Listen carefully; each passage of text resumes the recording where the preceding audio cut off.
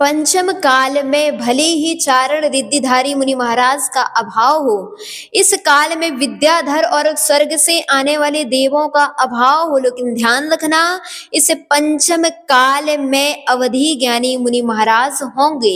यह आचार्यति वृषभ मुनि महाराज का वाक्य है। आचार्य महाराज स्वयं तिल्लोय प्रणति ग्रंथ में लिखते हैं कि यह पंचम काल 21,000 वर्ष का है। कितने वर्ष का? 21,000 वर्ष का। और इस 21,000 वर्षों में प्रत्येक एक हजार वर्षों में एक कल्कि उत्पन्न होगा। और कल्कि का तात्पर्य है जो कि जिन शासन को विध्वंस करने का प्रयास करेगा।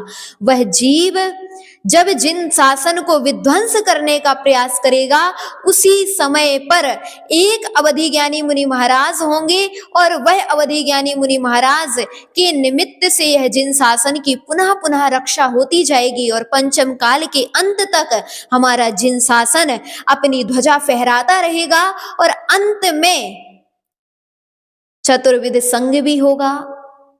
वहां पर आचार्य महाराज ने चतुर्विध संघ की भी व्याख्या की कि तब पंचम काल के अंत में भी वीरांगज नाम के मुनि महाराज होंगे, सर्वश्री नाम की आरिका होंगी, अग्निल नाम का श्रावक होगा और पंगुश्री नाम की श्राविका अर्थात छुल्लिका होगी। कल्कि उनसे टैक्स मांगेगा। टैक्स के रूप में महाराज के पास तो कुछ नहीं होगा देने के लिए, तब क्या देंगे? तब कल्कि उनसे आहार का प्रथम ग्रास मांगेगा।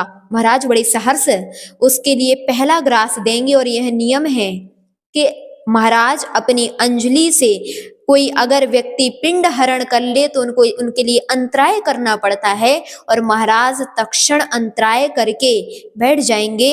और उसी समय महाराज अपने अवधि ज्ञान से जान लेंगे कि अब सृष्टि का विनाश होने वाला है।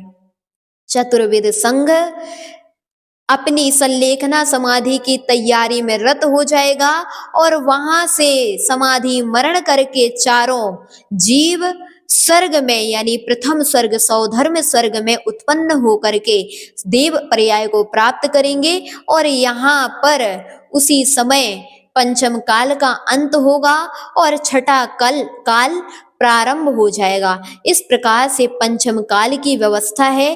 अपन को यह समझना चाहिए कि इस काल में भी अवधि ज्ञानी मुनि महाराज होते हैं।